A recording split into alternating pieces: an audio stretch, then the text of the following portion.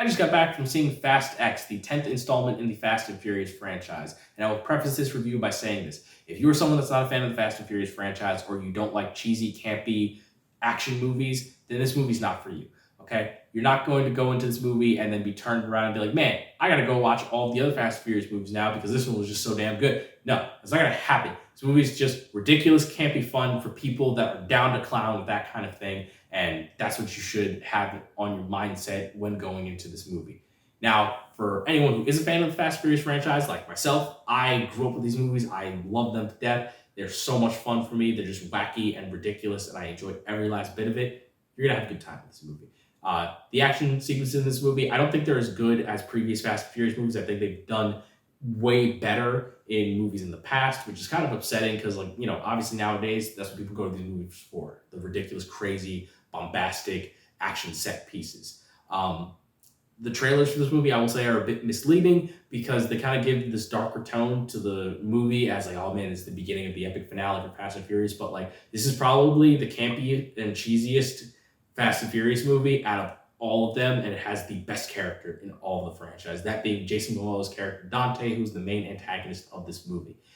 He is absolutely immaculate, and he is the sole purpose this movie is as good as it is and is as campy as it is, because his character is very similar to the Joker. He's like chaos incarnate, and he's completely insane, but he loves every single minute of it. Every single scene that he's in, he does something bizarre and crazy and scary all at the same time, and it's absolutely fantastic, and I loved seeing him on screen. Every single time he came on screen, the scene was fantastic. Same thing with John Cena. Every time John Cena was in this movie was pretty fun.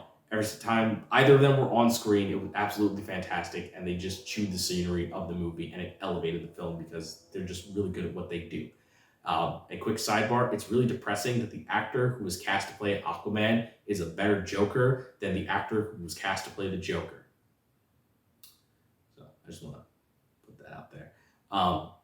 This movie ends with a massive cliffhanger that made me think it should have the Dragon Ball narrator pop up at the end. It's how will Dominic Toretto and his family get out of this one? Find out next time on Fast and Furious 11, or whatever they decide to call the next movie, because these titles have been getting more absurd the longer they go on. I mean, just think about it. We got the Fast and the Furious, Too Fast, Too Furious, Fast and Furious Tokyo Drift, Fast and Furious, Fast 5.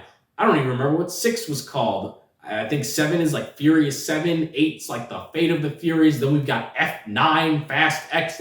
These titles are absolutely ridiculous, and I don't know what they're gonna call these next two. So I'm quite curious to see what they're going to do. But all in all, these movies are great.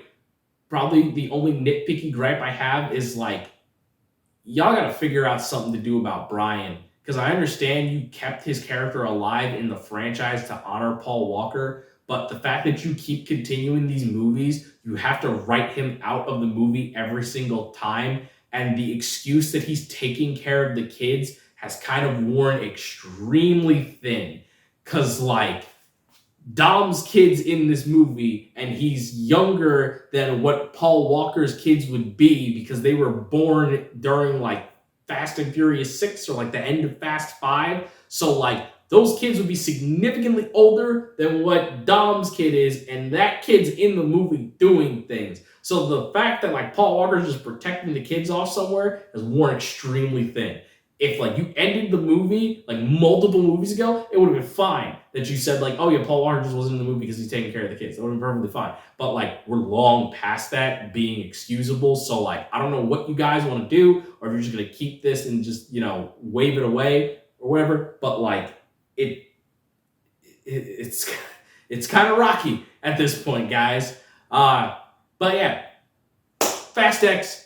Fun movie. If you're a Fast and Furious fan, you'll definitely have a good time. It's got boobs, it's got butts, it's got coronas, it's got explosions, it's got cars. What else do you want from a Fast and Furious movie? Oh, and obviously the death-defying stunts that nobody actually dies from. So, go see Fast X if you care about the Fast and Furious franchise. If not, then, I guess you watch this video because you're a fan of my content. So, thanks.